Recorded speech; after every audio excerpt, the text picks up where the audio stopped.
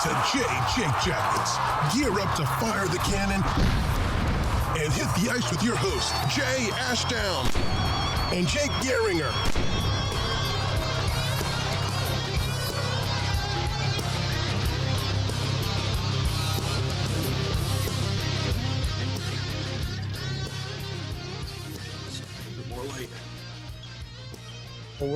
We're recording. You have fun with that while I'm trying to intro the show.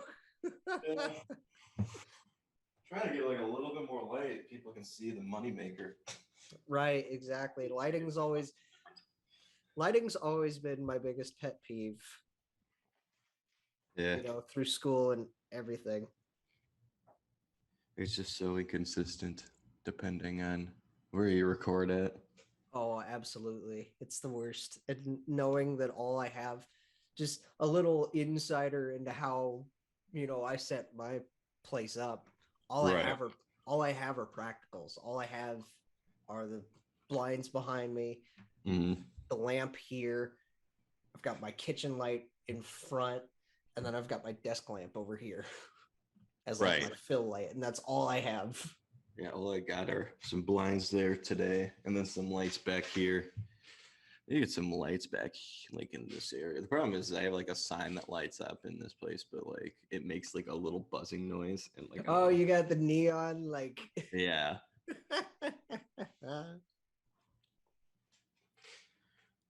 That's fun. That's segment fun. Called "Where's Jay Podcasting From Today?" Right, you look like you're in a laundry room. Basically, no, not a laundry room. I just see like the little circuit breaker behind you. Oh man. The Bolts aren't dead yet. No, they're not dead. I haven't wavered for a second, Jake. I haven't wavered for a second on Tampa in 7. So I still have Colorado in 7. So just as long as Step 1 to this procedure is complete. Mm-hmm. I've always thought that being down 3-1 in a series, it's easier to win that series when you don't have home ice. And the reason I say that is because when you're down 3-1 and game 5, you have to win it. Right. It's so much more of I guess it gives you more momentum. It feels better when that game 5 clutch win goes on the road and then you head back home with that momentum to home. And then if you win game 6, I mean game 7, like it doesn't matter. Like if it's, I've always thought game 7's like, I don't really care that much about home ice. Home ice, I think, makes a big difference in games 1 to 6. Home ice in game 7. Well, game 7 being the last one anyway, like, Yeah. That's always been like, we know as fans, game 7s are the best. Yeah. As fans. Yes. Because especially they're the as fans of neither the teams playing in a game 7. If you're a fan of a team that's playing in a game 7, you want to die. Unless you're winning in a blowout, then it's like the coolest thing ever. But and you're like, oh my god, okay, we're fine. Yeah, but for not even just casual fans, but hardcore fans who aren't fans of the teams, the game 7s are great. Hardcore neutrals, yes.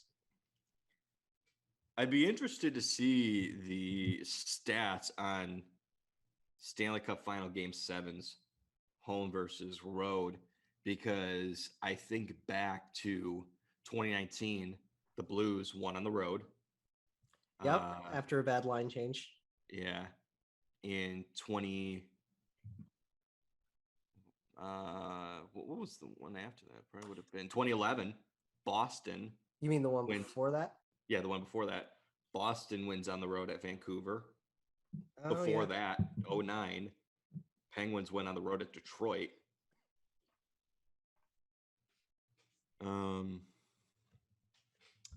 I think the last time a Stanley Cup Final game I'm sorry, was won at home was 06 when it was Carolina against Edmonton. Oh, I'm sorry. I got distracted. My mom texted me about Hurdle and Framed.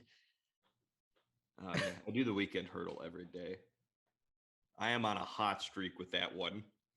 I do hurdle and wordle and framed every single day, and apparently today's framed. At least I don't know if it's bugged for people, but the majority of people should be getting a certain superhero movie, a fun little franchise. Mm-hmm. And I was like, I kept guessing and guessing and guessing, and then I finally saw this certain character, and I was like, okay, it's this one. What was the frame that you? So what is that? I think you told me about that. Framed is. This is such a 180 from playoff conversation. But I'm interested because I've heard of framed, but like I don't remember necessarily what it is. Is that like the one where like they give you like a bunch of words and you have as many guesses as possible? Or framed is movies. So they give you a screenshot. They give you still from a film. Oh, that's it. That's pretty cool. Attempts of that. Yeah, I like that because some of these are so cool. I mean, I obviously started with Wordle, but then obviously most people are familiar with Hurdle, where they give you like very, very small. Give you a 16 clip of a song. Yeah. Little intro. Mm-hmm. And it gets a little bit longer and longer if you can't figure it out. But frame sounds pretty damn cool. The problem is with that is I don't watch like a ton of movies, so I would be terrible at it. I've found out through Framed that there are a lot of movies that like I would know if I had actually like watched them. Mm-hmm. Like I remember one of the more recent ones from the last few days was Baby Driver, and I saw a bunch. Like I remember seeing trailers for Baby Driver left, right, and center, and I don't remember a single shot that they showed in Framed. Really? Yeah, I've never seen that movie. I've heard good things about it, but I've never seen it. Yeah, I've heard Baby Driver's friggin' badass.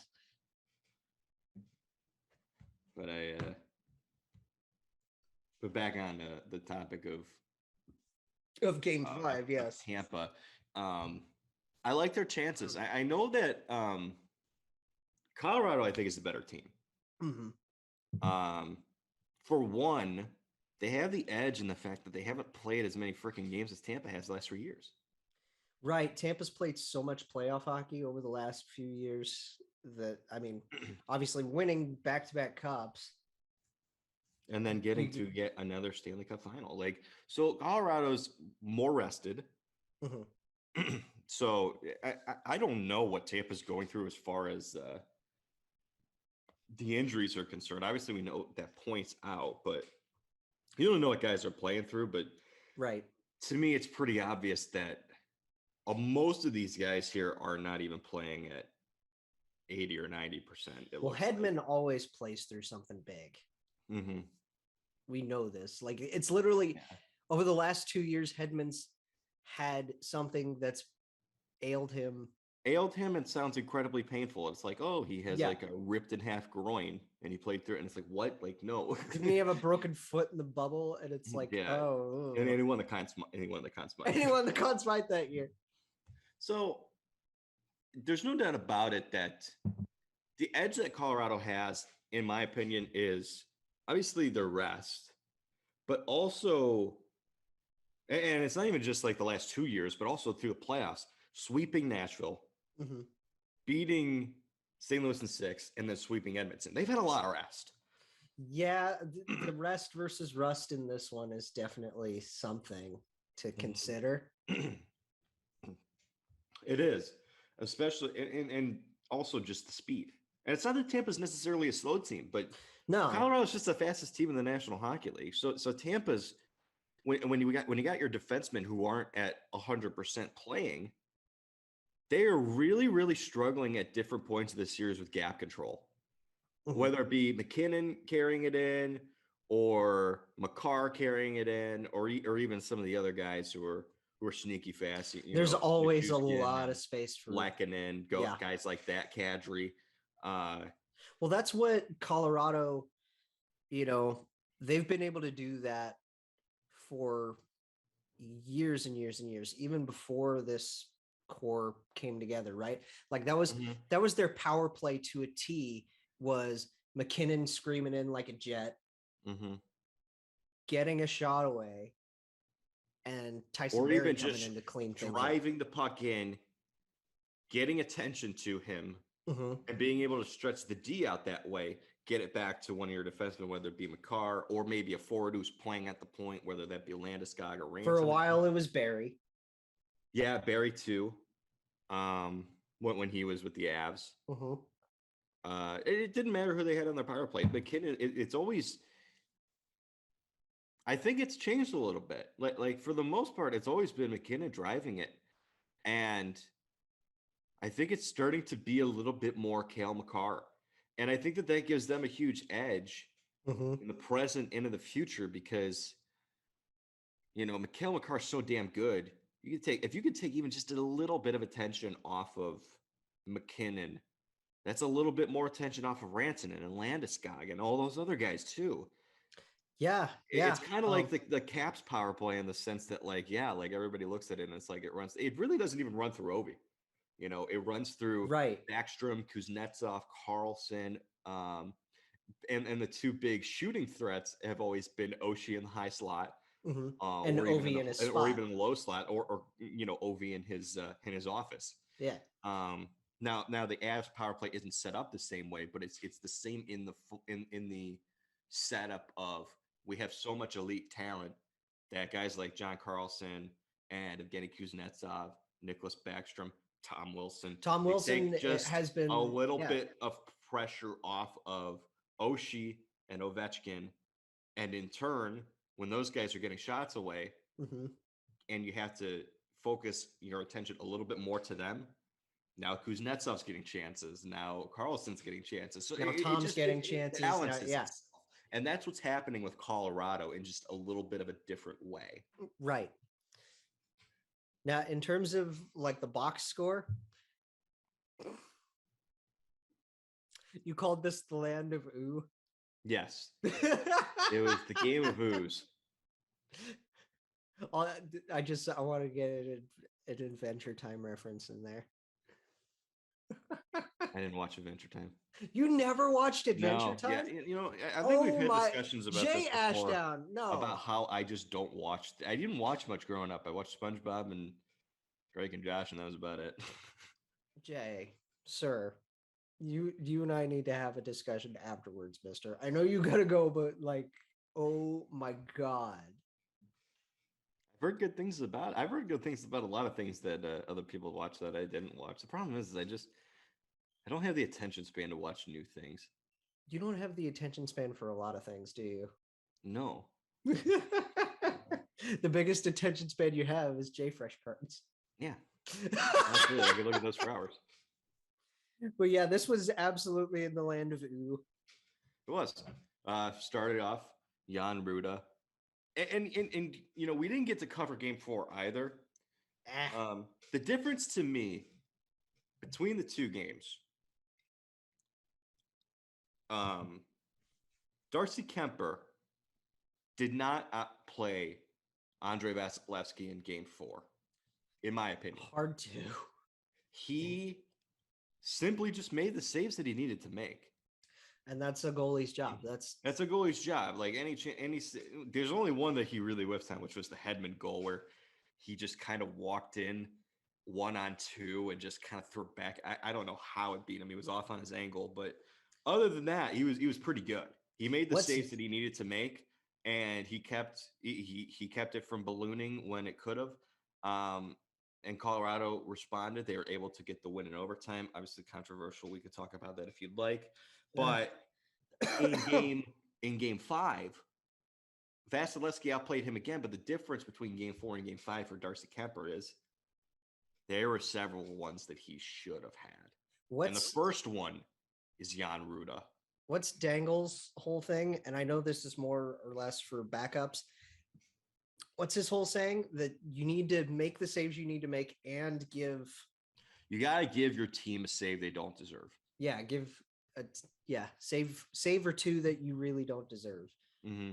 Yeah, and that's just a stop you got to have, and it's nothing against Jan Rutta. I think Jan Rutta is a pretty damn good player. Jan Rutta He's never is been known for his offense, but he's a pretty damn good player. well. But, It's crazy because you think of the all-around game and you focus on the offensive part of things. On that pair, you're always going to think about Victor Hedman. Always going to think about Victor Hedman. yeah, and it's not even those two have been paired up for a while. Yeah, and it's not even just on the offensive end, but defensive end too. Like Victor Hedman is obviously the more proficient defenseman, defensively than Jan Rutta. But I don't care if it's Hedman. I don't care if it's Kucherov. I don't care if it's Stamkos walking in to that zone, firing that shot from that distance. That's just a stop you got to have, let alone from Jan Rutta. So that was a little bit of a backbreaker for. That was you got to make a save right there. Yeah, you got to make a save there if you're Darcy Kemper, because the Avs they played so damn well throughout the course of the game. Like they have all series. There really hasn't been many games. I think there's only been one game this series where they have been outplayed, and that was Game 3. Wow. I mean, fair. Like we said, Colorado they absolutely are the most dangerous threat to the Tampa Bay Lightning in these last few Cup finals. No, absolutely. They're way better than Montreal. They're better than Dallas. Although I do believe, the last couple of years have gotten us to sour on Dallas and how good they were in 2020. But there's no doubt about it that the Avalanche are a better hockey team than the Stars were in 2020. We'll see what DeBoer can do for them this year, but yeah, and we already had that discussion. So yeah, you guys could go watch. We've got it clipped, and we got the goalie carousel clipped. You can go listen to DeBoer before that in the full episode. There you go. Yeah. But and this is the edge. I always look for what edge do the teams have in the series, mentally, and right now. The edge that Colorado has is just the confidence that, hey, we played 5 games against these guys and we've outplayed them in 4 of the 5 games. Right. That's the edge they have. And then the edge that Tampa has is we've gotten outplayed in 4 of these 5 games and we're still in the series. Right. It's only going to take one more game to send this back to a Game 7. Mental toughness definitely is the power struggle in this series.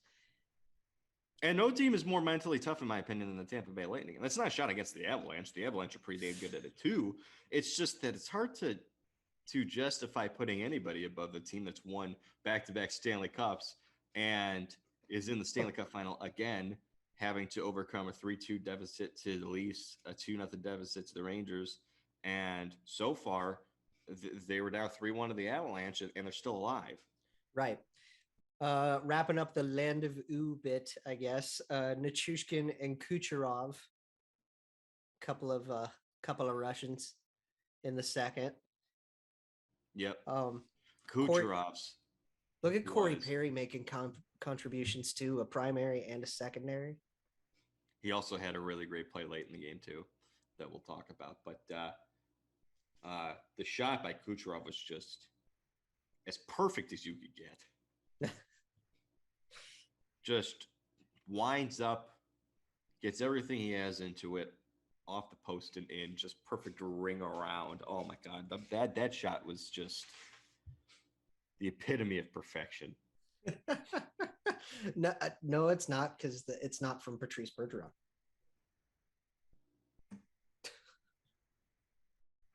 End call.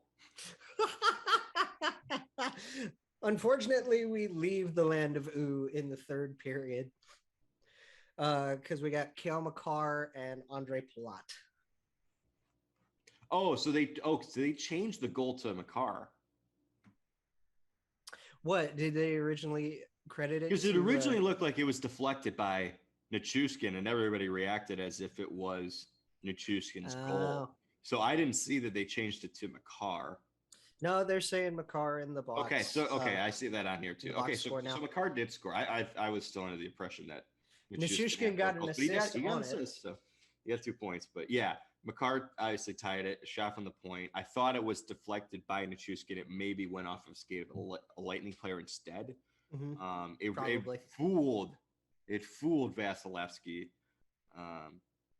but it was tied at 2, and then with about 7 minutes left in the game. Who else? Andre Palat. Every great team. Palat doesn't get enough love, does he? No, he doesn't. Every team, every championship team has that really good player who's not elite but is super clutch. That you can rely on in any circumstance. And I think if you look back on it, I would say you look at the 2009 Penguins. And I don't just say this because of Game 7. I say it because of a lot of the games that they played at home during the playoffs. Max Talbot was a big one. Talbot Kennedy was pretty big. Yeah. Those two guys were huge for the Penguins. Who was the other one? I'm sorry. Tyler Kennedy. Okay. TK was big for them in those playoffs. And if you even just think about other sports, if you look at the Golden State Warriors from 2015 to 2018 when they won 3 titles in 4 years, Andre Iguodala. That guy was gigantic for them. Incredibly important. Sean Livingston coming off the bench was really important for them. Andre Palat seems to really be that guy. Him and Alex Killorn are the two really, really big. But I would say Palat even more than Killorn because he's just scored so many important goals. You could throw Cirelli in there. Yeah, Cirelli for sure too, because Cirelli's got some ridiculous stats defensively throughout the course of Memorial Cup champion Anthony Cirelli, the Oshawa Generals. Yeah, captain of the Oshawa Generals. I didn't know he played there. I always struggle with that. I know almost where every player played if they played college hockey. I have no clue. You're a college guy, yeah. Yeah. I have no clue. I could not tell you where Boone Jenner played. He was in Oshawa as well. No idea. I'll tell you where any of these guys were. Anyway. Nico Sturm went to Clarkson. Clarkson University. I saw him play live. That's why I know that. Carpe Deuces. A Falcon. Yeah. God. Okay. But yeah, Palat, isn't he a UFA this year? He is, and everything I've read online has just been. He's 31, right? It's basically been this guy's gonna stay. You would think. Part of me was kind of hoping that maybe he would hit the market and want to, since either he's going to leave this series either a 2-time champion or a 3-time champion. Right. It would have been really cool. If they win a 3rd straight Stanley Cup, it'd be really cool if he was just you know what, I'm gonna get the money elsewhere. I've already everything I've needed to do. But I think he's kind of a one-time player, a one-team player. There are a lot of guys like that we don't give enough love to, that just stay with the same team their whole career and are always kind of underappreciated in that market, right? Yes. One of those guys who was a one-time player for a long time, but obviously ended that when they joined another team, I would say it's Darren Helm. Darren Helm, because it's as soon as he joined the Avalanche, I was like, wait a minute, this doesn't look right. It doesn't look right, but I mean, it's been a great fit. But I don't think he wanted to leave Detroit, but I think he knew that it was time. And Detroit happens to have a lot of those guys. The Kaisers played for them forever. Jonathan Erickson only played for them. Kronwall. Datsuk. I mean, in the same vein as I think Helm, Franzen only played for them. In the same vein as Helm, Luke Glendening when he went to Dallas. Right? Yeah, Luke Glendening, yeah. When Glendening went to Dallas, I was like, what is this? When Cogs left Anaheim, I thought it was weird. Well, he had already played for Edmonton. Had he? I don't know. So he started I always knew him as a Duck. And he started off his career as a draft pick of the Oilers, played for them for 3 years. And I don't know if I think he got traded when he was an RFA. Gotcha. But, okay. Yeah. I just when you associate one player with one team for so long. Yeah. and then they leave for whether it's cap or they just don't think it's a fit anymore or something. You know who was like a weird player with that? He ended up playing for multiple teams, but it just felt weird whenever he joined another team, was Trevor Daley. Yeah. Because he ended up playing for the Red Wings too, and he also played for the Penguins. But he was a Penguin, weird. He was a Red Wing, he was a star for the longest time, though. But like, I'm always going to remember him as a star. Exactly. Because he was so good in Dallas.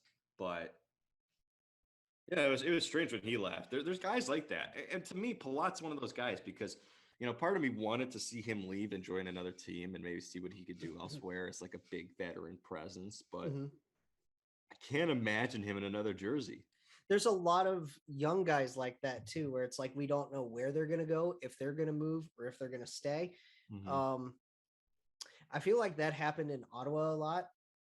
Like when Stone moved and when Pajot moved, right? Yeah. Those were two guys that I was like, what are you doing trading? Well, the big one was Erik Karlsson. I never thought we were going to see him in another jersey in his entire career. That was strange. And then and not only just moving, but going to the Sharks. That just didn't.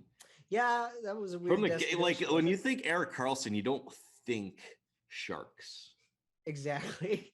You know, I don't know. He seemed to me like a, because and I know he's not Canadian lately. You know, he's from Sweden, but like he just felt like a Canadian market player.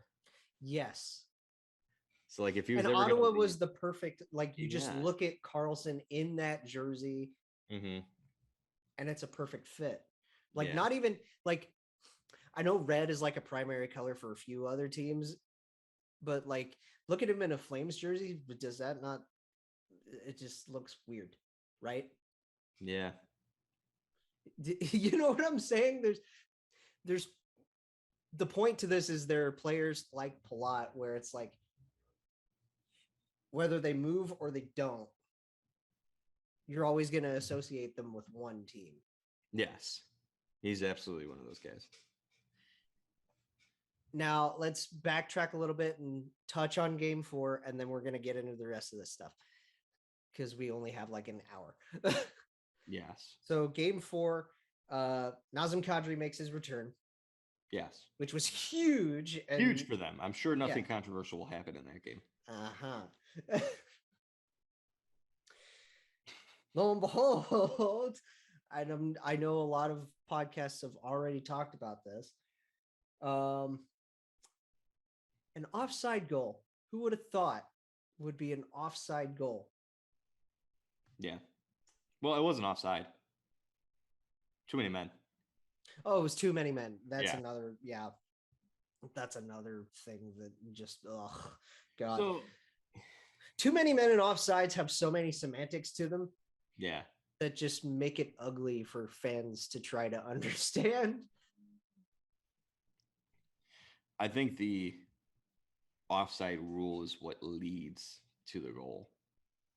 Because the refs and the linesmen who are on the ice, the rule for too many men on the ice is anyone can make that call. Doesn't matter if it's a linesman, doesn't matter if it's a ref. If you see it, you can make the call. And instead, they are all looking, because it's overtime, they're looking at the pass that is being made by Arturi Lehkonen to Nazem Kadri. Not Mikko Lehkonen. Yeah, to make sure that it is onside, which it was. It was onside, legal play. Kadri drives to the net, gets a shot off. And I am terribly sorry for Nazem Kadri that the biggest moment of his life is just mired in controversy. It's always, why does it always have to be Nas, right? Right. And here's what I'll say about this issue, because I will say it's great for Nas. Like, we've loved this dude. Yeah. We love this guy to death. He's a great person. He's a hell of a hockey player. And I feel for what he's had to go through, especially in these playoffs. Yeah, back in the St. Louis series with everything. And it's just nice that the game winner was his, right? First game of the final, first game of a Stanley Cup final for him ever, and he scores the overtime winner, right? Yeah. After coming off of injury, I'm sure his hand's fine now. Mm-hmm. And it's this giant moment. And of course, there has to be a call surrounding it that screws things up. Now, granted, here's my watching it and looking at the rule and understanding it. People are complaining about John Cooper's post game. His post game was hilarious. It was hilarious. It was the most lawyer shit I think I've ever seen. No, it wasn't. No, you know what it was? It was a morgue.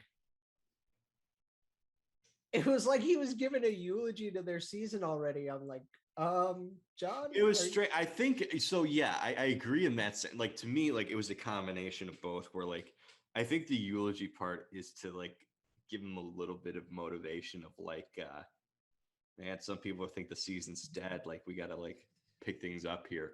But on the other hand, when I say the lawyer part, I mean it in the fact that he sits down and he's like, I love this league. He's like, this league's outside. It's got so many great people in it. I love that the league tries to give us parity. It's a great thing. I've gone through so much adversity because of this league, and I love it. It's got so many great people. He's like, go back and look at the goal. He's the most lawyer appeal shit I think I've ever seen in my life. And I kind of love it. Because it's a situation where the league can't find him. They can't do anything because it's not like he goes into a post-game presser, Tortorella style. It is like, so the whistle blows. So the whistle blows. The league doesn't step in. They don't do their fucking job. Like, it's not like that. But, granted, I think both are funny. In their own ways. That was the most passive aggressive, like. It is the most passive aggressive, undermining shit ever. But and he's got the little Sheldon Keefe smile on his face. He's like, dude, yeah. The craziest thing about it, it fucking worked. I know. It worked. What happened in Game 5 with less than 3 minutes left in the game? Andre Palat. No. Corey Perry points it out to the officials. Colorado trying to make the comeback, only down by a goal. Let's push here. Too many men on the ice. That's what happens. Last 3 minutes of the game, Colorado gets called for too many men on the ice because the Avalanche or Corey Perry points it out. The Avalanche have to go shorthanded, and then they only got like 40 seconds to work with when the player gets out of the box. They can't really get a scoring chance. Game's over. Man, it's funny though too because so everybody's talking about Cooper's presser. Yeah, everybody's talking about the Avalanche side of having 6, right? And the other thing that people are talking about is the fact that Tampa had 7. Yeah, and I got to be honest with you, Jake. I don't think that's the argument people think it is. I really don't. At the end of the day, like, all you're doing when you do that is pointing out that the officials suck at their job. I mean, when both teams have too many skaters, it's something that needs to be called. Like, of course, like, if you have 7 guys on the ice and you score a goal in a game 7, you're not going to point it out if you're a coach. There's no commercial that gets made fun of more. Have you ever seen that stupid sportsmanship commercial where it's like the basketball game is being played? It's like the final, like, 10 seconds and a turnover happens. And then, like, they're huddling up and, like, the player in the huddle is like, coach, that went off on me. And he's like, what? He's like, it went off on me. Should be their ball. He's like, what are you talking about? He's like, I'm going to go to the official and tell him that the ball went off of me. And it's supposed to be like you got to have, good sportsmanship and be honest, like, during games. Like, I used to see it, like, as a kid, and, like, all my friends make fun of it. So I don't know if anybody knows that reference. I don't know that one. I'm going to have to send it to you. It's the most ridiculous commercial ever. Because I'm sorry, if I'm in a huddle and one of the players is like, coach, that went off of me, I'm punching him in the face. No, it didn't. It didn't go off on you. It's our ball. Right. If the refs missed the call, they missed the call. I'm not pointing it out to them. It's not my job to do that. Okay. But it is a coach's job to point out a call when it goes against you. That's the God's honest truth about it. So when people point it out and they're like, well, you didn't complain in game 7 against that. Yeah, of course not. Of course not. Why would they? No. It's not their job to do that. It's your job to point it out when it happens against you as a coach. So I don't mind that from John Cooper's perspective. And to me, I think the difference between the two is that, like, Tampa was winning that game. Mm-hmm. Like, it's not like it was an overtime goal in the Stanley Cup Final. Like, granted, it was the Eastern Conference Final, Game 7, but like, they won that game 4-2, didn't they? Right. I know it's an important call. I get that, but the comparison I just don't think is even. And I think pointing it out, just like all you're doing is showing that, like, yeah, the officials suck at their job. Yeah, because I mean, what's more like, because one team's got 6, one team's got 7. Both have too many men. It's really not as egregious if it would be worse if it was like Colorado had the 6 and Tampa spilled out like 8 or 9, right? Yeah. Like what happened? Didn't Buffalo have like 10 guys just out of? Yeah, and which is like a couple of years ago. Having two whole ass lines and 2 defensive pairs on the ice, but then again, Tampa also had 7 and scored a goal against the Islanders. Yeah, last year. Yeah, I just for me, the Too reason many men is one of those things that's just between the ears and really like Well, because the officials define it as, and I completely disagree with this. They define it as a judgment call, which I think is kind of bullshit. No, because it's a black and white call. If there's 6 guys on the ice and they have the puck, that's too many men. How is that a judgment call? It's not a judgment call. It's a black and white call, but it becomes a judgment call because it's only called when they fucking notice it, which they didn't. So look, it happened. The game's over. It is what it is.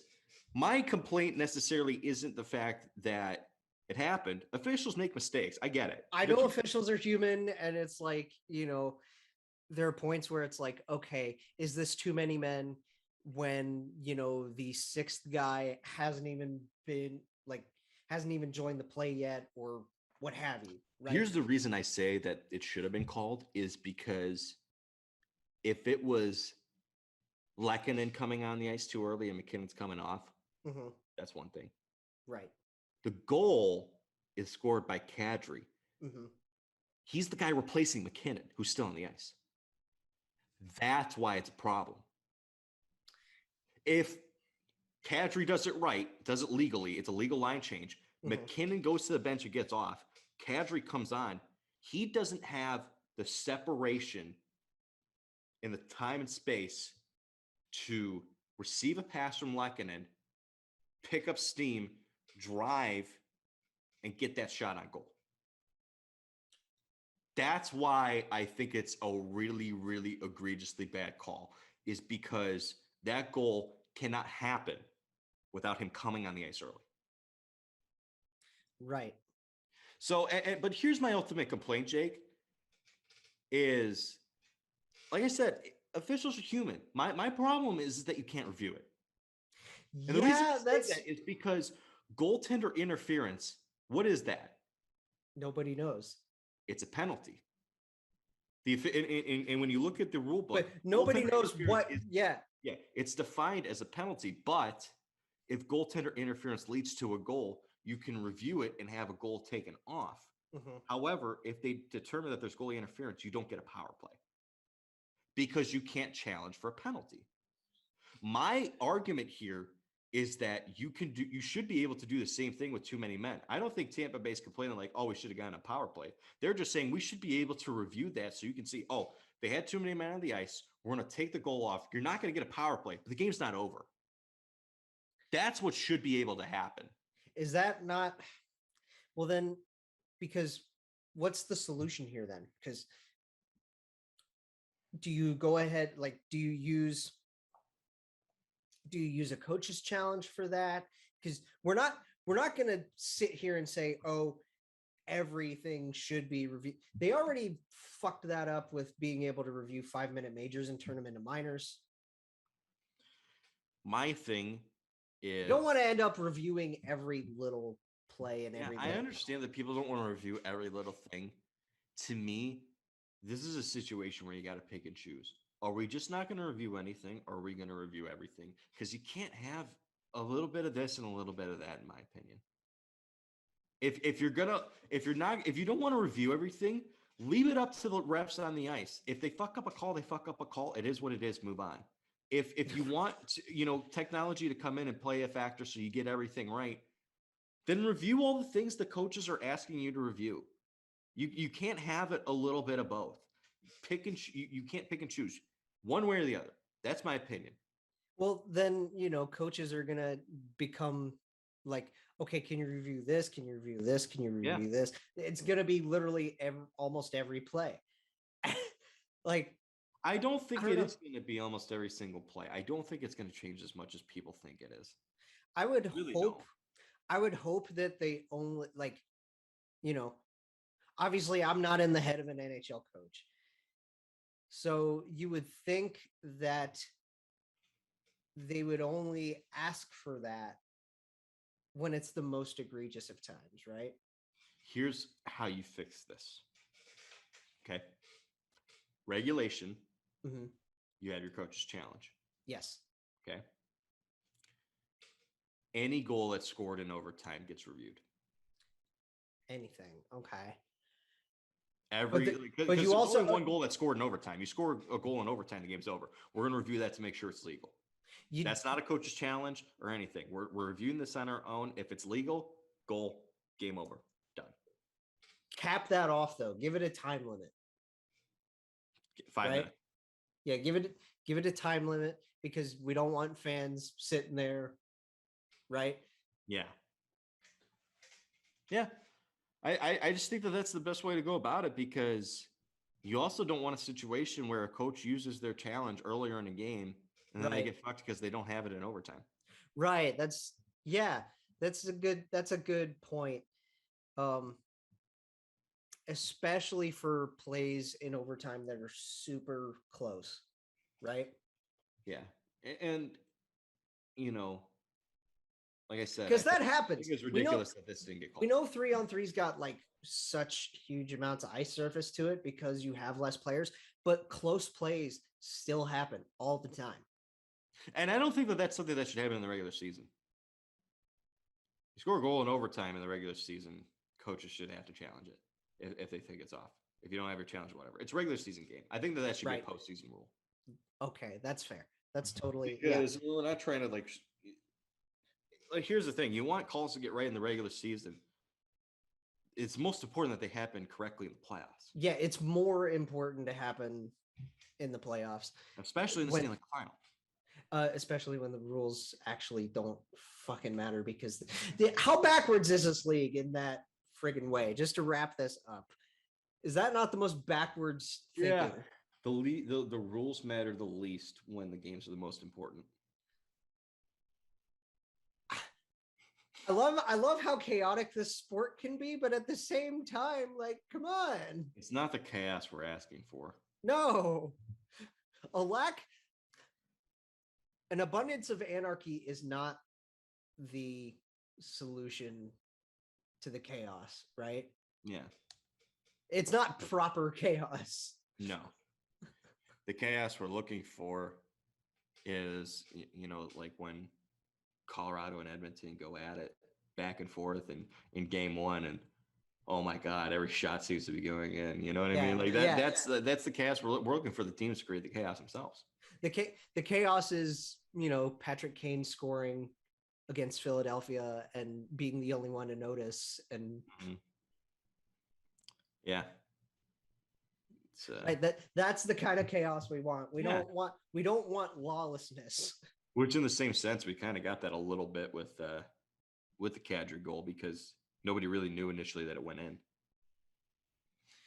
Right. Because it was stuck.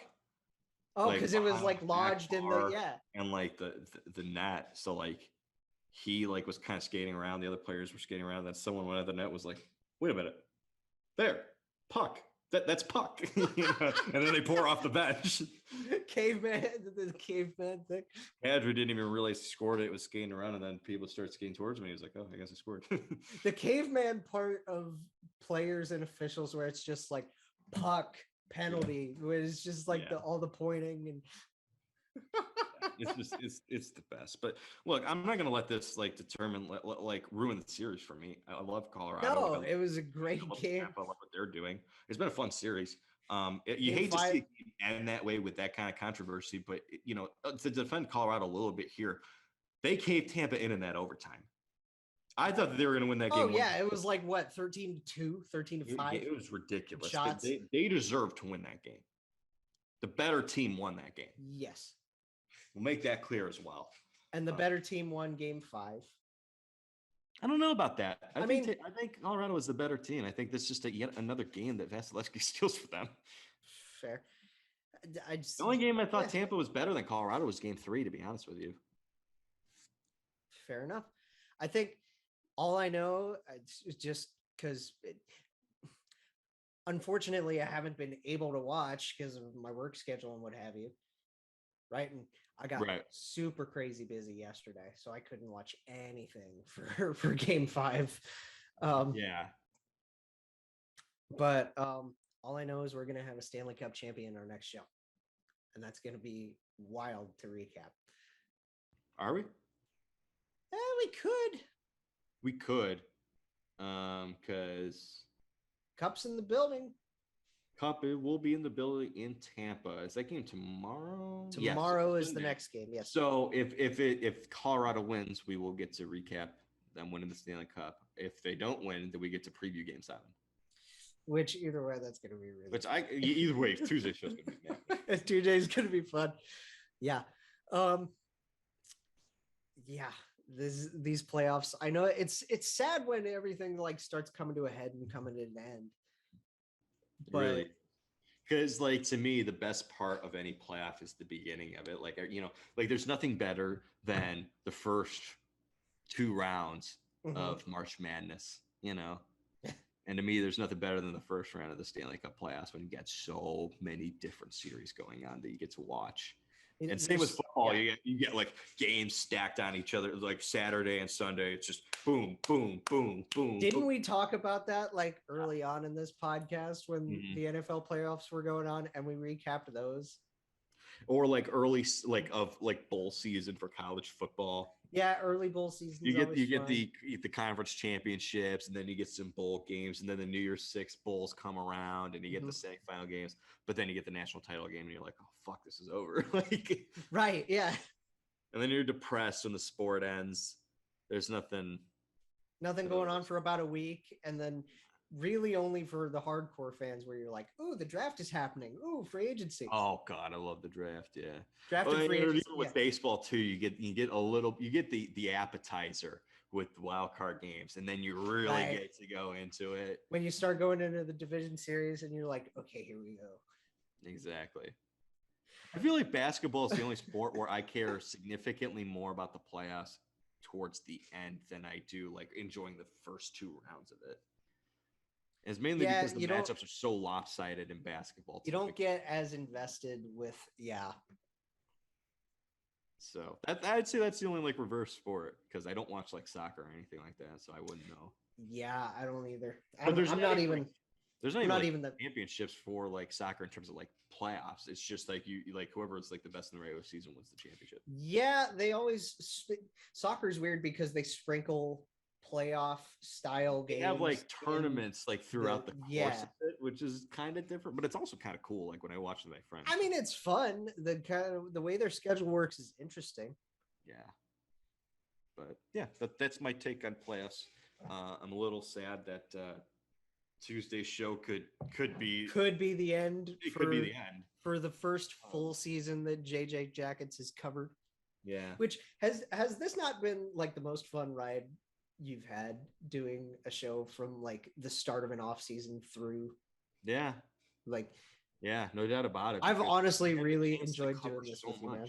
I always think about like what we went back to and how we started. We got to cover so much, with covering the first draft and The because like expansion this is draft. going to be the second draft that we cover. Plus, we got the expansion draft, right? Expansion draft. We had to cover the Seth Jones trade and how that's shaping. We already get to immediately see the dividends of how that trade's forming. Yeah, it's so wild how we've been doing this for almost a year already. Yeah. Like, what happened? I think it's been over a year, has it not? I can't even remember when, because July, gosh, it could have been July over 4th. We obviously had to cover the sad news of we had the Kivlenix news. But yeah, God, has it really been over a year already? Whoa, so. It's crazy to think about. I do want to give my guy props over here because like I just asked, I was like, I miss you, man. Do you want to like do a show together? And he was like, yeah, let's go. Oh yeah. Well, I gotta give you more props than anybody because nobody puts more work into it than you. Obviously, I'm really super busy with a lot of other stuff going on. So like, I mean, I try my best. I just kind of show up and just talk hockey, and you. I try my best, man. Like the behind the scenes stuff, the editing, and yeah, obviously, setting up the socials for it was nice. Being able to do that, which please, still, we're trying to grow as much as we can. Mm-hmm. Go follow the Twitter and stuff. And I can only do so much when technology hates me. Yeah. I can only do so much when Premiere wants to fuck up for whatever reason. But I give you all the credit because I mean, you do like I maybe do like 15% of this. but I enjoy that 15% that you give is huge because a lot of your knowledge covers so much more than a lot more of the base knowledge that I have. And we're both really knowledgeable fans. And that's not to toot our own horns or anything. Yeah. We're just hardcore fans that like talking about the sport. Yeah. It's we've talked a lot about how it's the worst league, but it's the best sport. And I stand by that. Yeah, for sure. We talked about coaching last episode and we've got more coaching changes. Yes. What's funny is when I posted the carousel clip, it was like the day after this first one broke. Paul Maurice is going to be the next head coach of the Panthers. Yes. And I'm a little torn on this because you know how I feel about Paul Maurice. We love Paul Maurice. I think he's a good guy. I think he's a good coach. He's not a great coach. I think he's a good coach. He's a little flawed in the fact that so many players don't play defense on his team, which I think is I mean, you can coach your players to play defense, but he's a good guy. And he's had a lot of success in the NHL. It's funny because like his career, he feels like one of those guys that's been around forever, but he's also like one of the younger coaches in the dude. He's 55. Well, because he started when he was so damn young. He started when he was what, 29? Yeah, 29, 28, somewhere in that frame. Like he's been coaching a long damn time. Yeah, longer than he wasn't coaching. If you think about it. Yeah. Like if he started when he was 29, then it's been 50-50. Half his life has been coaching and half of it's been not coaching. Right. God. But I like him as a coach. Mm-hmm. A little flawed, like I said, but he's a good guy. I think he's definitely. I just don't know what he brings to the table that Andrew Brunette doesn't outside of experience. And I think that Andrew Brunette, as a younger guy who's really starting to get into this, who had the success that he did with Florida this year, is he not a guy who could learn from the experiences of getting spanked by Tampa? I think Brunette is one of these guys where obviously he was a Quenneville product, more or less. Because I'm pretty sure he played a little bit under Quenneville in Chicago. If I'm not mistaken. He was a Quenneville product both as a coach and I'm assuming as a player. And so he knew Q's system, right? He didn't really get a chance to develop his own system. Yeah. Which it's nice that the team is still offering him like a position. I mean, Stick God, around. that's just I don't even know if I would say it's nice. I'd rather them just fire me than be like, hey, we're replacing you. But if you'd like to remain as an assistant, I'd tell him Yeah, to fuck off. I was gonna say if he wants to go head coach, Detroit's still got a spot, and Yeah. a few other teams still I kind was of have thinking open spots. that Detroit makes a little sense there, but again, I don't know if he's a Steve Eiserman guy, but that's his call, obviously. So You go from Brunette a played in 2011-12, 78 games for Chicago under Joel Quenneville. okay. So he played under him like it was the last season he played in the NHL. So he had some experience there. Obviously, he built a relationship with Q. He didn't know what a piece of shit he was at the time, so I don't blame him there. But Well, it's weird to me too, going from like a Quenville protege to one of his besties. yes. Well, I mean, it helps that he was a veteran and it was the last season of his career. So I guess. I think that's like kind of that makes a little bit more sense than like if it was like if he had played under Joel Quenneville like for 3 seasons when he was like 25 and then later became like a good friend and coach under him, that'd be they'd be like, oh, that's different, That's kind of that's Yeah. a little. Yeah, that makes a little bit more sense to me that it was towards the end of his career. But either way, like I think he's a good guy, Brunette. I think Brunette He's a good player. He deserves another shot somewhere. He deserves a shot elsewhere. You know what? You know who's got a job opening? Winnipeg. Yeah. So okay, just Paul Maurice is a good offensive coach. He's gonna work really well with Huberdeau. He's gonna work really well with Barkov. But again, and this goes back to my question: how does this make them better? Because I think you need a defensive coach. Yeah. We know what they can do offensively. You look at their goals per game. We know what they can do offensively. Who are their assistants? Because they let most of them go. Oh. Derek McKenzie was let go. Oh. Yeah, that kind of sucks. But I love doing that. Fuck, what was his name? One of them. I think Ulf Samuelson was another assistant coach. Oh wow. So yeah, they're cleaning house on the staff. So Paul Maurice is going to get the chance to bring in his guys. Okay. But man, like, I think it's a very lateral move. I don't see how this makes them more of a contender. I know that Paul Maurice is a more experienced guy, obviously. Right. But it's not like you needed a different voice. These players seem to respond well to Brunette. They played well under him offensively. So I don't know why you replace him with an offensive coach. I don't know. I mean, obviously, there's one way to find out whether we're gonna get, are we gonna get the laser light show that we got this year? Mm-hmm. Which means like not really that much of a need for as much defense, I guess. In the regular season, no, I would agree with that. The problem is this isn't soccer. Right. The President's Trophy winner doesn't win the Stanley Cup. If that was the case, they'd be fine. They'd keep Andrew Brunette around, But like, if that was the case, we'd be sprinkling playoff games in between regular season games. Yeah. But yeah, I don't know. Like when you hire a new coach, I want to see how this moves the needle. Right. And I don't see how this moves the needle for Florida. I think that today they're no different than they were yesterday, but it's just all they did that's different is they kind of screwed over someone who I thought did a pretty damn good job.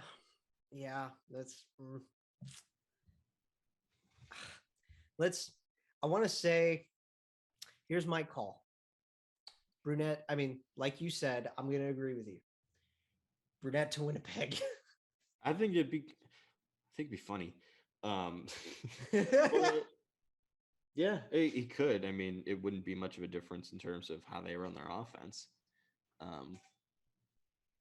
The Jets are interesting. I don't know what direction they go in because they're very much a franchise that's in limbo right now. Well, now we know that that Barry's off the table. Yeah, and Barry Trotz will not be coaching in 22-23. I gotta be honest with you, I don't think he's coaching again. We know that he said, because this just broke last night? Yeah. This morning, one of those. He wants to focus more on his family. Mm-hmm. And I get that. Like this guy's been around for over 20 years. Long time. Like 20, 25 years. So it makes sense. And we know that if he wants to, he will. There'll be teams lining up left, right, and center. And I don't want to make this segment sound like a eulogy either, because this guy, he won the Stanley Cup in 2018. Mm-hmm. Been to multiple conference finals with the Islanders. Ran Nashville and, for such a long time and turned them into one of the more defensive style, stalwarts in the NHL, right? Yeah. It's funny how his championship came in Washington, where he had probably the least amount of defensive style players. Right. Well, yeah. And I think that's why it worked, to be honest with you, because he had guys he could rely on defensively, but he had offensive firepower he never had in his career. Right. And that's nothing to take away from anything he had in New York or Nashville, but no Ovies on the island. There's no Ovies in Nashville. I'm looking at his record. I think it's interesting how long he lasted in Nashville, because his first 5 seasons were not good. Well, just Nashville's in general were not good. Yeah. 28, 47, 7, 20, 40 and 7, 34, 36, 9, 28, 41 and 13. Surprised he didn't get fired after that 4th season. 27, 35 and 13. Surprised he didn't get fired after that season, but then 38, 29 and 11, 49, 25, 51 and 23, 41, 32. Just continually making the playoffs. And then I say after the 13-14 season, he ends up going to Washington. Man, like he only coached 4 years in Washington, which is kind of crazy. Yeah. 45 wins, 56 wins, 55 wins, and then 49 is when they won the Cup. But loyal David hell of a coach. Hell of a coach. Loyal David Poile. Yeah. So let's look at this. So his coaching record, man. I think that does say a little bit more about Poile than it does about anything else, because he kept Trotz for so long. Fisher stayed for, as long as he did. Weber stayed as long as he did. There are a lot of guys that have been under David Poile's watch. Martin Erat was there for a while. Yeah. Obviously Forsberg, which could change. Which was the Erat trade. Which was the in 1,812 career games coached in the National Hockey League, 914 wins, 670 losses, 60 ties, and 168 overtime losses. That's got to be in the all-time. That's got to be like in the top 5 of the all-time list, isn't it? For coaching wins. Interesting. Let me look at NHL, because we know Scotty Bowman's at the top. Joel Quenneville, I want to say, is number 2. Joel Quenneville is 2. Hitchcock. Oh yeah, so Trotz is 3. Hitchcock is 4. Al Arbor Trotz is 3. 5. Interesting. Al Arbor, interesting. Paul Maurice is 7th. Hey. Oh, that's right. Yeah. So yeah. Whoa, and he's such a young coach still. Well, yeah. But by coaching standards, like, he's really young. Yeah, Paul Maurice. How old is he? Isn't he like with 57? 55. 55. Oh my yeah. God. You know where he's from? Where? Sault Ste. Marie. Oh. Yeah, Paul Maurice, like, he's probably got like another 10 years of coaching in him. He could easily end up in the top 3, like, all-time coaching, just because of how early he started. Kyle should have given Paul a call. But I'm gonna be honest with you. I don't think Barry's coaching again because I think he really wants to get into the management side of things. Yes, yeah, I think he's going to replace David Poyle. That was something that we talked about last show, right? Yeah, was that he was talking with Nashville about a management role. Yeah, I don't think he's going to coach again. Or if he does coach again, it's not going to be his next job. His next job is going to be in the front office in some capacity. So if he ever coaches again, it won't be his next National Hockey League job. That's how I'll phrase that. I was going to say, because the way you started this sounded very morbid. Yeah. He's never coaching again. Yeah. It's like, no, I can see him coming back. Right? Yeah, I think it's very, very, very realistic that he doesn't coach again. But I don't want to say never because he's just so damn good at it. Yeah, I can see him coming back, but again, we know that it had to be a perfect situation. It had to be a Washington Capitals situation. You know what? Where's a situation he could coach again? Is Toronto. Just because, like, you look at an organization like he revived the Islanders. He finally won a cup with the Capitals. If Toronto continually can't get out of the first round or just can't get the most out of that group and they eventually have to make a change, whether it be Kyle making the change or another GM making the change, I feel like Barry's the kind of guy who only wants to coach again if it's this team has a shot at winning a cup. I'm not wasting my time here. I have a shot at getting the right, and I can be the guy. And God, don't you think that Barry Trotz is the kind of guy who could win a cup with the Leafs? If anybody's going to end that drought, if you think of a coach who's going to do it, is Barry not number one on that list? That's definitely an interesting thought experiment. Because it won't be anytime soon because they're loyal to Sheldon Keefe. And I do think that Sheldon Keefe's a good coach. Sheldon's a great coach. But I just it depends on the circumstance. It really does. I do think that if let's just, thought experiment that for a second. Let's galaxy brain this, right? If Barry was the guy to bring Toronto a Stanley Cup, right? If he was the head coach to bring Toronto into the Stanley Cup, what I don't want to see is something with a guy like Austin where it's a Matt Barzal situation, right?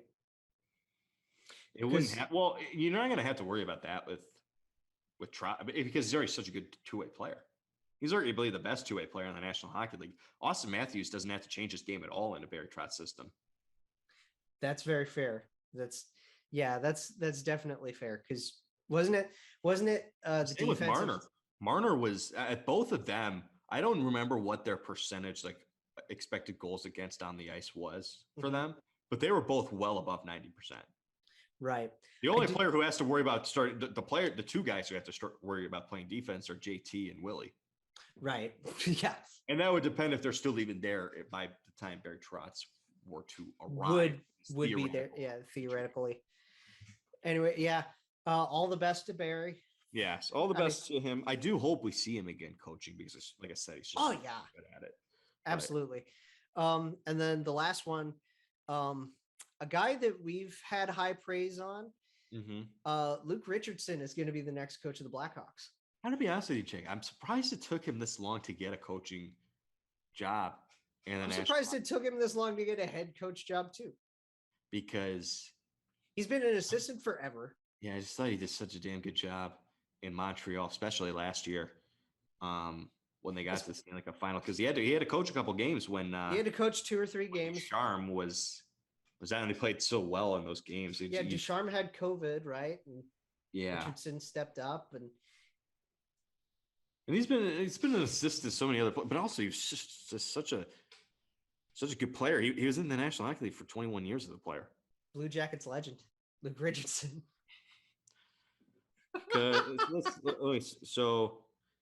So he's only 53. Okay. Spent 21 years in the National Hockey League from 87 to 2008. Okay. He's been in coaching since 2009. Assistant for 3 years in Ottawa. American Hockey League coach. then assistant with the Islanders in 2017, and then 4 years as an assistant with the Canadiens. So this guy has a lot of experience in the National Hockey League as an assistant, as Right. well as having legitimate head coaching experience doing it in the minors. Right. So he's kind of got the Larson. A little bit there. There's a little bit of Brad Larson A little there. bit of that. 153 wins and 120 losses in his coaching career with the Binghamton Senators. Okay. And it was around the same time that Larson was coaching the Springfield Falcons. Okay. All right. So it's a very similar path to Brad Larson. And I think it's interesting. I think that he's going to bring in an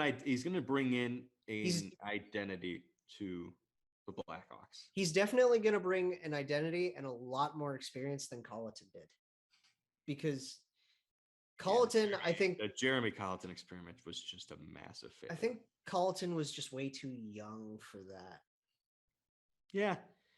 And in defense to Jeremy Colleton too, the problem with him is he's a young guy, new coach of the National Hockey League.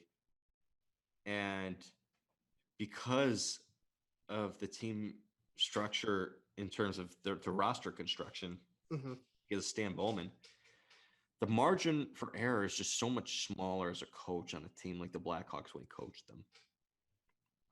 His mistakes as a head coach were far more noticeable because he didn't have the necessary talent to cover it up, to erase his mistakes.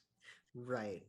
It's so who knows? Maybe he spends some time as an assistant coach. Maybe he coaches in the minors again. I'm not against the idea of Jeremy Colleton getting another coaching job in the National Hockey League. No, it might be better. He just needs time. He just needs. He needs time, and he needs to frankly go to a better team than the Blackhawks were during that period. He just needs experience. Like, yeah, they put him in a tough spot. In my opinion. I find it hard to really judge him because of that. Like we've seen, like you read off, Richardson for being a younger quotes coach, he's got that experience in the minors as a head coach, as an assistant in the NHL. He's younger by coaching standards. Obviously, but not too young. He's fit, like you said. He's 53. Yeah, exactly. Look at Paul Maurice. He's 55. Yeah, he's Paul. Against the idea of young coaches coaching in the National Hockey League. Like I said, Paul Maurice is a guy who started coaching whether he was 28 or 29, really freaking young. Marty St. Louis. Look at it. Yeah. So, I mean, hell, Brad Larson's pretty young for a coach.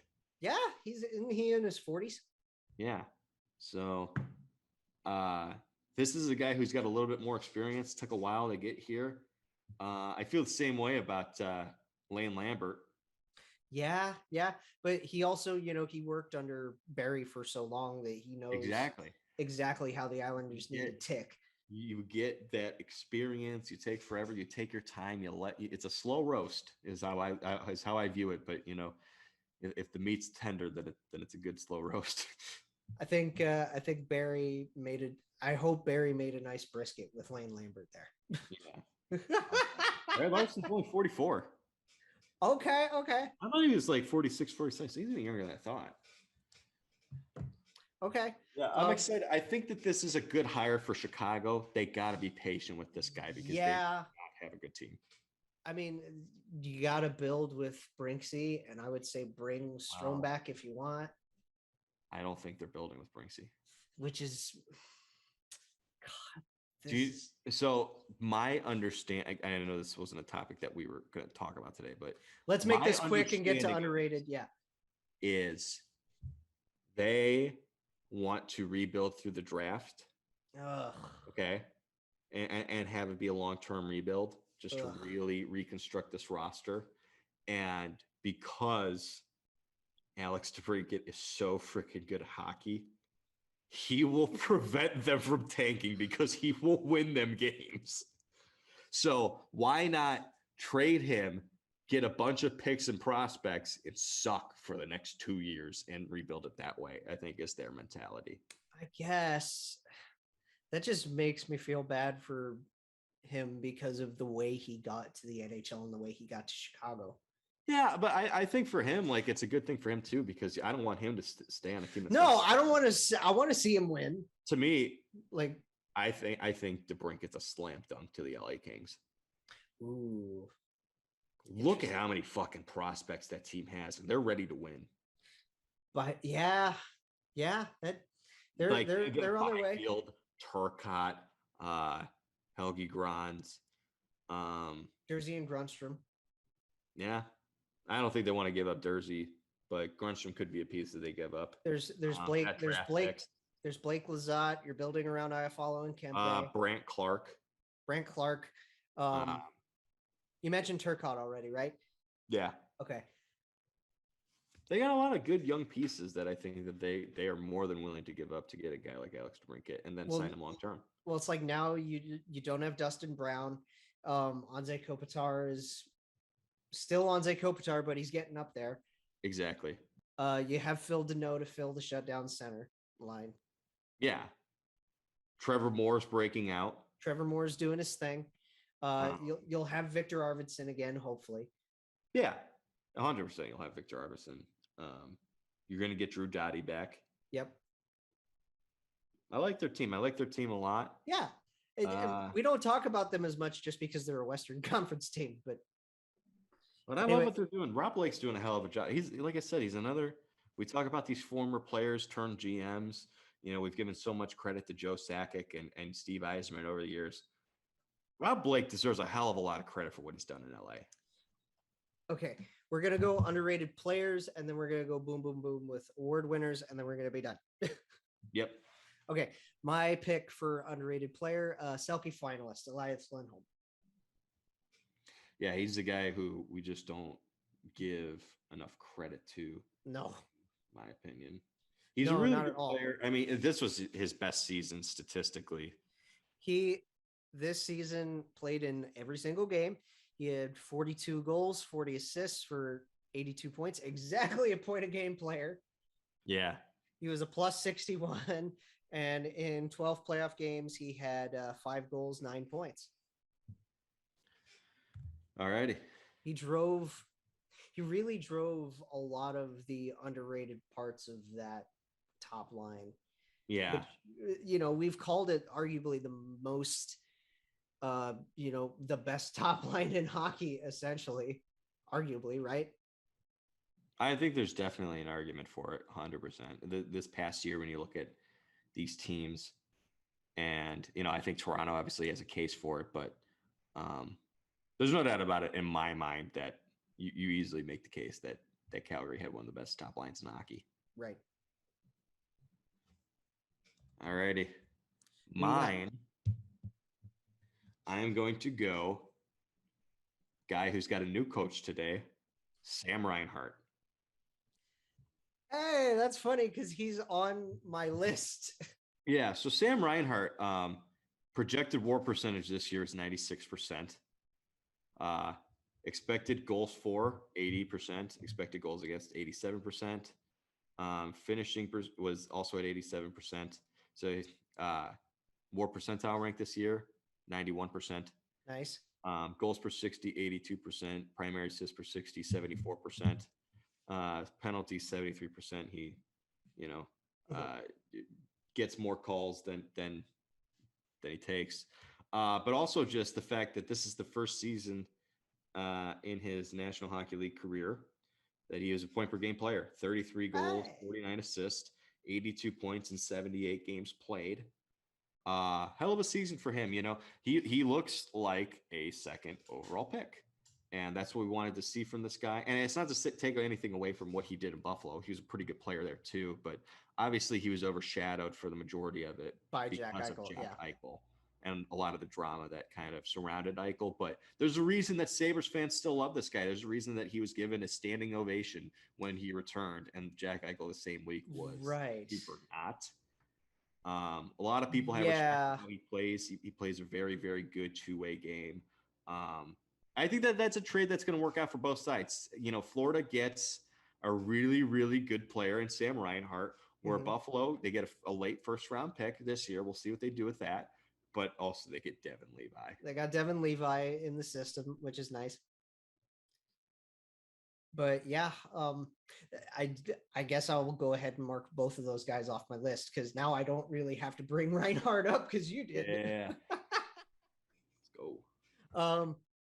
So the awards happened and they were fun, and I want to say all our predictions were right, except for maybe one.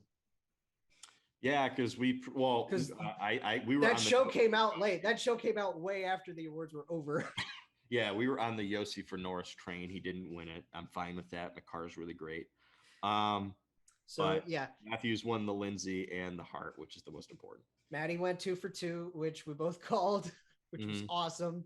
And I mean, you and I were honestly really like, as much as I've become a Leafs fan over the last year, just through the community and through the people that I've met and how good the team was.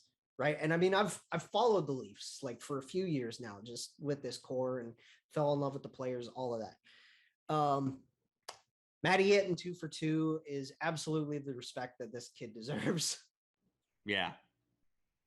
Because it's nice that not only did the writers think so, which the writers never think so. Yeah, but the more I've always maintained that I think the more impressive one is the Ted Lindsay because it's voted players. Exactly. And so you just imagine all the defensemen who have that ballot, and they gave more respect to Austin Matthews for this season than they did Connor McDavid, because I'd have to imagine Austin Matthews is great, but who do you think is more terrifying as a defenseman to go one-on-one against? Austin Matthews, you don't want to go against either, but oh my God. You know what's funny? Going down against you must be so fucking terrifying. You know what's funny is you could probably ask Morgan Riley about each of those guys. Yeah, one of them faces him in practice, and one of them kind of got clowned by. Yeah, exactly. David a couple of times. Listen. Okay, I love Morgan. I love Morgan to death. But come on. Well, yeah, no, he was a great player, but defense has never been his specialty, and that's okay because he's so damn good offensively. But that's just the kind of player he is. But he knows against both of them. Arguably the best defenseman picked in the 2012 draft. You know who I'm curious about. Anyway, okay. So I'm curious who Zach Hyman voted for. Oh. Ooh. Little troll of paradise there, huh? Oh yeah, Igor obviously wins the Vezina. That one they should have renamed this year's Vezina to the No Shit Award. What's weird to me though, because when they announced it, everybody went, "Yeah, no shit." What's weird to me though is Vasi only got 5th. Well, he didn't have that great of a season. It's still crazy to me that he wasn't I'm surprised that he even got in the top 5 because he wasn't even in the top 10 in save percentage. I don't think. It's just Let me look. Where was he at? He was 11th. He was 11th in the league with a 916 save percentage. He was below. Here are the guys he was below. Obviously, Shesterkin, Sorokin, Markstrom, and Anderson, but he was below Darcy Kemper. Okay. Really huge, though. Tristan Jarry, UC Saros, Linus Ullmark, and Anton Forsberg. Oh. Now, granted, smaller sample sizes for those two, but yeah. So it's not like he had a bad season. 916 is a good season, but it's he really shouldn't have even been in the top 5. Yeah. Calder going to Sider was another no-brainer. He simply deserved it. He's the best. The way that I look at this award, Jake, in my opinion, Rookie of the Year, I'm giving to the player. If I can, if I'm a GM and I'm doing a fantasy draft, I could pick. Right, because this is a GM voted award, right? I'm looking at these rookies and I'm saying if I can add any of these rookies to my team and make them the face of my franchise for the next 15 years. Right. Trevor Zegras is great. I'm picking Mo Seider every time. Yeah, the way I saw it was Seider's definitely a franchise changer. 100%. And Zegras is going to change the way that we look at the game of hockey. He is, and he's a hell of a lot of fun. He's a hell of a player, but I think you're kind of alluding to here, he's not the game changer that Seider is. Right. He's not going to change the Ducks in the same way that Seider's going to. Yeah, he's not. He's a game changer in the fact that he's going to change hockey a little bit, but he's not a game breaker as much as Mo Seider is, because Mo Seider plays, I think, a more important position, playing the right side on defense on the first pair, where you're going to be playing like 25 to 28 minutes a night, which he can absolutely do. You have a game breaker versus an artiste. Yeah, is the argument here. And I think, and I'm excited for the Red Wings because I love Simon Edvinsson. And I think that he's going to make, he's going to be fun when he makes with Seider for the next 15 years. It's going to be dangerous. That's your next Lidstrom and Rafalski right there, except you're going to have that a lot longer. And then, the Norris going to Kale. We obviously were on the Yossi for Norris train, but like, I'm not like boo-hooing this. No, I'm not either. And I'm not going to lie. There's a little bit of bias on my end coming from in the fact that I'm so confident that Kale's going to win it other times in his career. I felt like this is maybe the one chance that Roman's really going to get to win it. So I kind of wanted to see him win it. And that's why I'm not against them giving the award to Kale, because he might have been a little bit more deserving. Well, the funny thing here, too, it was the voting breakdown, right? Because Kale Yossi had more first place votes. Yeah, he did. But Kale obviously just had enough of a discrepancy in the second place votes to push him over. So here's one thing that I noticed, and that I've been hearing from. Because wasn't it 98 to 92? I believe something like that. Yeah.